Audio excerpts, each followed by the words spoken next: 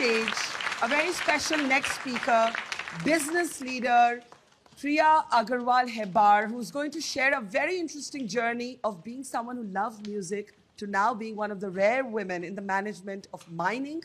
First, put your hands together to welcome Priya on stage. Let's hear it for Priya. And can I have the award for Meera on stage? All right, the award is coming. Hi, Priya. How are you? And oops, I'm going to just request, that's okay, I'm going to request Priya to present the Changemaker Award of 2025 to Meera Sayal. Let's hear it. A big round of applause for Meera.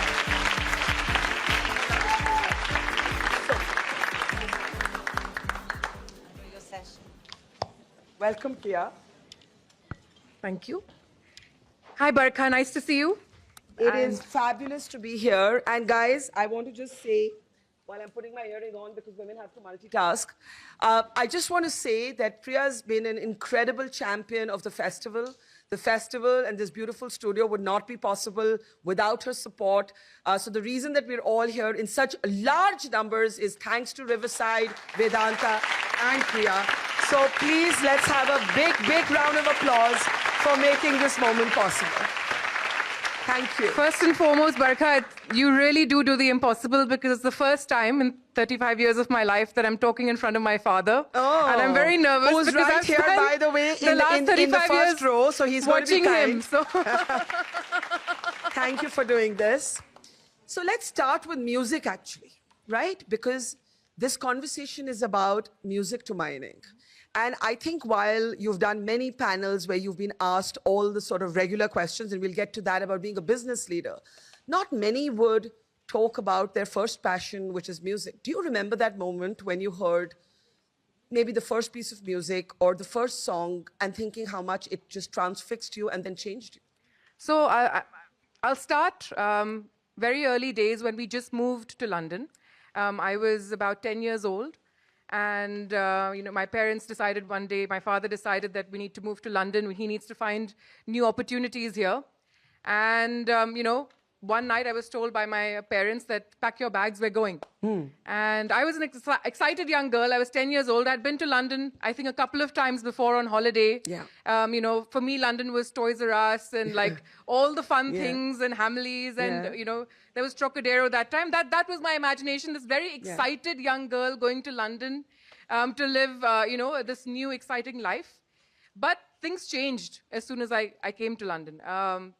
One of the first schools I went to was in the south part of London. I'm not going to name the school. But at that time, London was different, and especially the outsides of London was different. And everything sort of started becoming a reality for me then. No one sat next to me. Really? No one wanted to talk to me.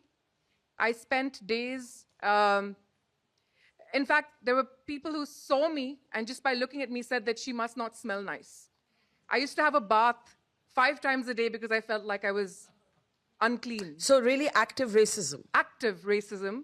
And every day I would call my parents. There was this line where you could do like a reverse charge call. And I had a line waiting for me behind because I used to spend hours just on the phone telling them that I need to leave. I don't want to be here anymore. And how old are you at this point? About 12 years old. And that can be really scarring, right? Yes, it was really scarring. But I think that was the time that music came into my life. And really, really, it was my safe space. It was my space of happiness. So I remember my mother had gifted me my first, it was not an iPod that time, it was something else, but it was the CD players. Yeah. So I used to just spend hours with music, and that used to be very, very healing for me. And that was when sort of I felt that this is the healing that I need, that I want to be a part of. If I can create this to heal others in the world, why not? And that's where the music journey started. Do you think that you were able to leave that scarring behind? Because childhood scars sometimes never really leave you. I think it was, I didn't think I would. Yeah. I thought it was a part of, I thought it would become a part of me. I became a very reserved, shy child, I didn't know, when, if you put me in a room with a lot of people, I used to just withdraw. But with the support of family and the support of my father, who says all the time as well that you need to be 25% better than everybody else to make a mark. I mean, I think- every person who's been on stage right now has said that one of the things about being Indian and Indian parents is that they'll tell you to be best. Better. Yeah. Good is not good enough. Best, yeah. Better ho, best Yeah, ho. yeah. No pressure. No pressure.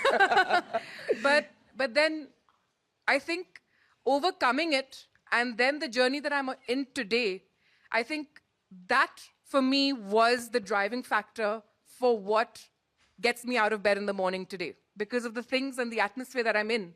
And this whole conversation about women in mining, I mean, we'll talk about that, but it's I think that was the most grounding journey for me. I think if I didn't experience that, I wouldn't be who I was today. And I'm going to come to that in a moment, but one more question about music. I don't know how many people here know that you actually professionally trained to be a DJ. Yes. Which is just like, it really is like these unknown. Yeah, feel free to applause. Because to go from being this young child, uprooted from your reality in a school where somewhere you're made to feel less than, you escape into the world of music, and then you become a DJ. Is that your sort of way of self-expression? Is that your way of pulling the introvert in you out into sort of a public space? So my music journey started, I played the guitar, I played the piano, I sang, I was doing all the grades. I was aspiring to go to Juilliard. There was a lot of music in my life. And then, this whole venture into becoming a DJ was exciting because outside of work, in a mining company, you're spending like 12 hours a day with 60, 70-year-old head honchos. All day long, you want to come home and feel your age. Yeah. So, and you want to also have people. So you come home, and it's being a DJ. You can sort of mold get into the whole music, but also have people around you enjoying the music with you, and it's building that community, those few hours of just complete joy and happiness, and having. I mean, it's part of that whole inclusivity and feeling of how music brings joy to people's lives. Absolutely. Yeah. And if anybody related to Priya's story of growing up here, how she escaped into her passion, do raise your hand. We'll have time for a couple of questions. Yeah, why don't you go to the mic?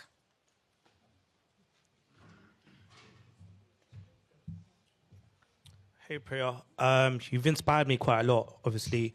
So my stage name's AJ Sony, and I've been through mental health battles myself. I've been through depression, I've been through bullying, I've been through trolling, I've been through abuse myself from young age. So I'm autistic. I do spoken word and poetry and rapping. How did you overcome your mental health challenges, and how do you, when it comes to rejection, how do you overcome rejection as well? So that's a great question. And, I think it's a journey. I don't think one ever can really fully overcome rejection. It's about how you pull yourself and ensure that, the one thing that I can, and what I tell my family and friends as well, when I'm not feeling great, I start feeling better when I find somebody else who's in a similar situation, and we help each other feel better together. It's when you're feeling down, or when you're feeling, away, or discriminated. It's always the best feeling is to help another come out of it, and you come out of it yourself as well. I think it is the one best secret and mantra that you can use. Help others and you will feel better yourself. And I just want to say thank you also to stand up in front of a big hall and share your Thank you so much. Thank you so much. Story. Thank you so much for that. Let's talk about mining and women. Like we've spoken about music and in a way what sort of support it's been for you.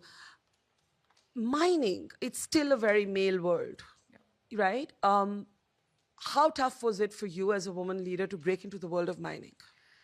So more than tough. So what I spoke about in terms of this whole inclusivity and the feeling of being felt equal.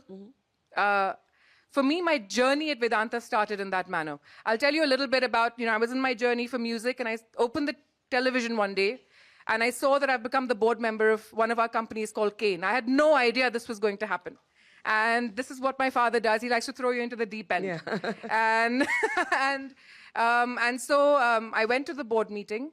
Had a lot of, very, very anxious because I had no idea. I had nothing. I had no clue about what this company was, Yeah. what it did, and anything. And the board secretary comes running to me and says, Priya, chairman's daughter, the kind of ideas you are going to bring, we are looking forward to having your ideas in this board meeting.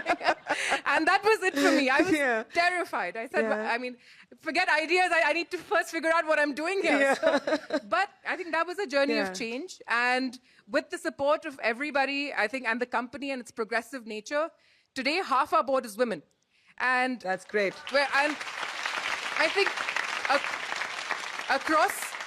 across the world, mining companies, I think Vedanta has taken a leapfrog where nearly 30% of employees across our organization is today women.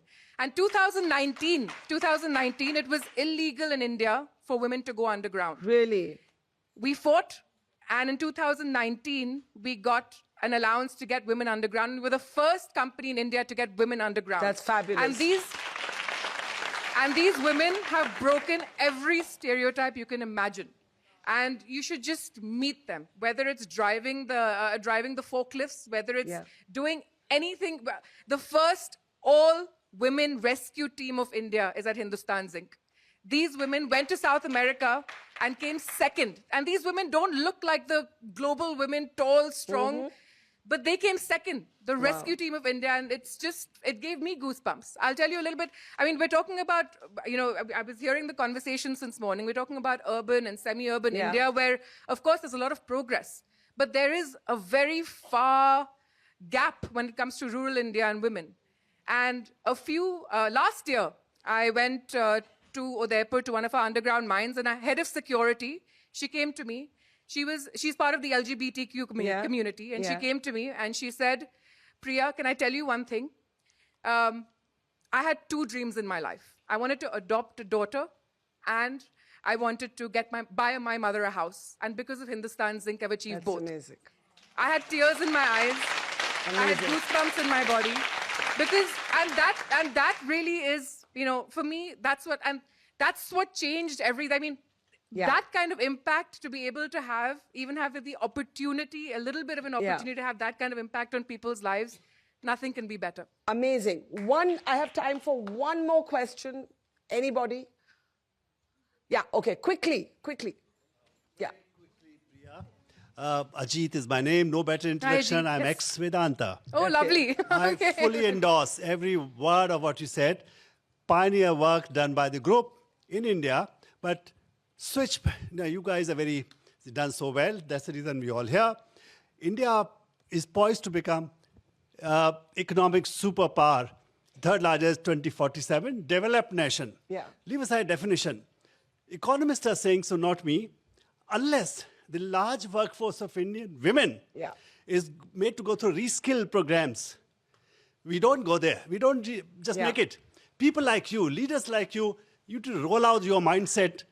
Pan-India. I'm going to add just a question What to are that. you doing for that? Yeah, it's a great question. And I think since, we've spoken about music, we've spoken about mining, but championing more women in the workforce, in leadership roles, just a last comment on that. No, that's absolutely spot on, because unless 50% of our population, which is women, get into the workforce, how are we going to achieve that $5 trillion economy that we're talking about? And it's extremely important. And the government is doing fantastic work in putting lots of policies out, but every corporate out there has to make that. And this is an argument that me and my father have. In fact, for me, I come from those sort of naive beliefs that it doesn't matter. It's true, and that's where we should end up. It doesn't matter if you're a man or woman. If you have the talent, if you have the capability, it doesn't matter what spectrum of the gender you're on, you should be there. But in India, it is time that we need to push women. Absolutely. And we do need to, and that's his point of view. He says that, no, I want to hire more women. I know that there are men who are capable for this role. But let's get more women. But we need to get more women. And if we don't push them, because it's a mindset. Yeah. It's not that they can't do it. We are seeing every day that they can do wonders. Our company is running more efficiently. Vedanta Group CEO today, Deshni Naidu, is a woman. She is running the mining company from the front. So everything, and the idealistic world is, and something that troubles me. None of us are women leaders. We're leaders. Yeah. Why separate? I don't like when people, in fact, when you go to many companies, women isn't part of the diversity. Okay, Yeah. you've hired diversity. No, diversity is a whole range. But, at this point of time, where we are as a country, we're very, very far behind in our gender equality. And it's time that we need to push. Well, a big round of applause for Priya Agarwal Hebbar. And can I please ask for the award on stage? This is from us. This is from us for all the changes that Priya has spoken about. Our appreciation for you. And thank you so much. Thank you, Dr. Thank you. Thank you so much.